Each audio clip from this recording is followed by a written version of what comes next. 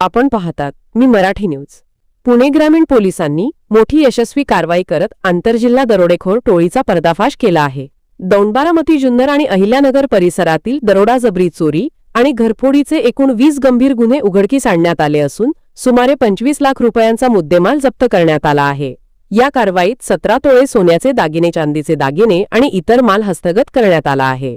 तसेच नारायणगाव, पारगाव, शिरूर आणि रांजणगाव परिसरातील चेन स्नॅचिंग, जबरी चोरी व चोरीच्या 8 गुन्ह्यांची उकल करून 3 आरोपींना अटक करण्यात आली असून 24 तोळे सोन्याचे दागिने, एक मोटारसायकल असा 36 लाख रुपयांचा मुद्देमाल जप्त करण्यात आला आहे। पोलीस अधीक्षक संदीप सिंह गिल यांनी सदर घटनेची माहिती दिली आहे।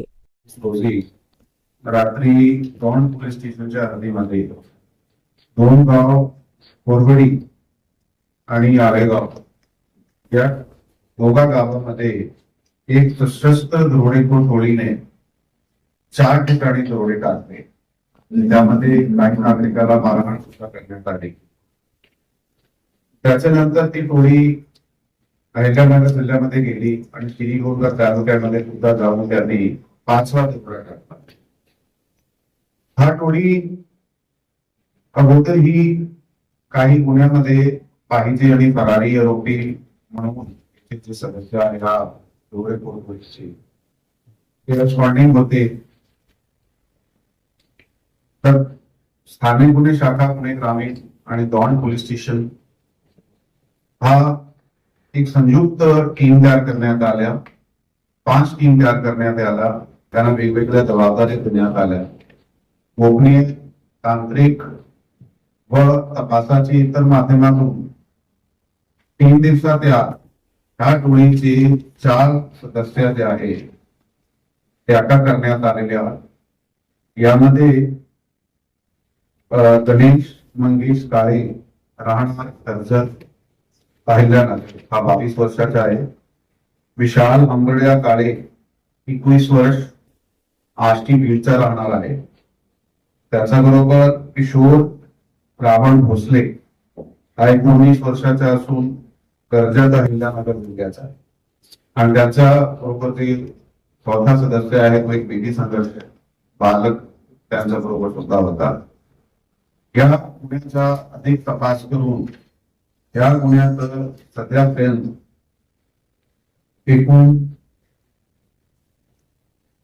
17 तोळे सोना, 350 ग्राम चांदी, मोबाईल फोन आणि मोटरसायकल जे गेलेला माल होता गुन्ह्यात ते जप्त करण्यात आलेला आहे। ही जे दरोडेखोर टोळी आहे ह्याचे प्रत्येक सदस्यावर या अगोदरही खूप गंभीर प्रकारचे गुन्हे, दरोड्याचे, जबरी चोरीचे गुन्हे दाखल होते आणि याच्या अधिक तपासामध्ये अजून काही गुन्हे उघडकीस आणले। 20 गंभीर गुन्हे उघडकीस आणले गेले आहे या टोळीकडून। यामध्ये पुणे ग्रामीण जिल्ह्याचे 12 गुन्हे आणि अहिल्यानगर जिल्ह्याचे 3 गुन्हे उघडकीस आणले।